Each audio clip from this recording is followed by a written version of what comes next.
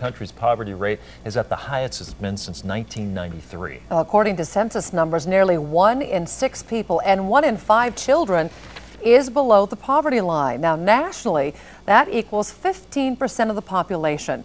Just over 46 million people are considered to be living in poverty.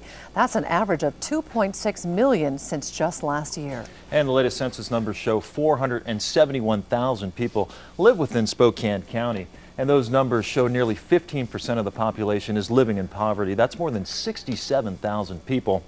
And more than 19,000 children under the age of 18 live in poverty. The agencies that serve those in need say the demand is only growing. And KXLY4's Ian Cole, he joins us live tonight to show us how the renovations at Second Harvest will make donating and distributing food a lot more efficient. Ian?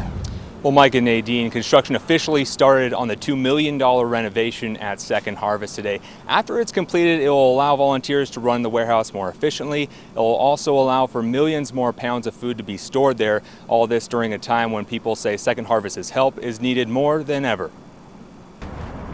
For Leslie Washburn, donated food is a necessity. It's a blessing to have these food banks. The single mother of 2 is on Social Security and says the meals help feed her 18-year-old and 9-month-old she brought today. Yes, I come once a month or once every 2 months when things are hard and things are kind of low. Kim Birdsell says she's in the same boat. I have to do this. If I don't do this, then there's days we don't eat. The 2 women situation is becoming more common across the nation. Census numbers released today show 1 in 6 people are below the poverty line, and it's the same rate in Spokane County. Could be your neighbor, could be a friend, could be a loved one, but it's probably, there is probably someone you know who's in need of food assistance. Melissa Cloninger of Second Harvest says a new renovation helps keep up with the unprecedented need.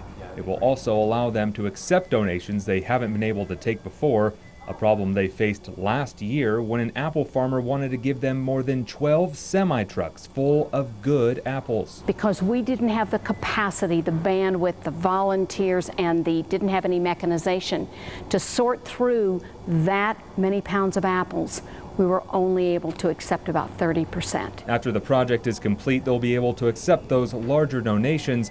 And as for Leslie Washburn, she says that the new project will help keep her family healthy by allowing fresh food to flow into food banks even easier. If we didn't have food banks, yeah, it would be a hardship, but then I would have to depend on my family. And that's the last thing, I want to do. The $2 million project is funded by a state capital budget grant and private donations. They're hoping to raise another $1 million to buy more food, and all of this renovation is scheduled to be completed by mid-2013. Reporting live in Spokane, Ian Cole, KXLY4 HD News.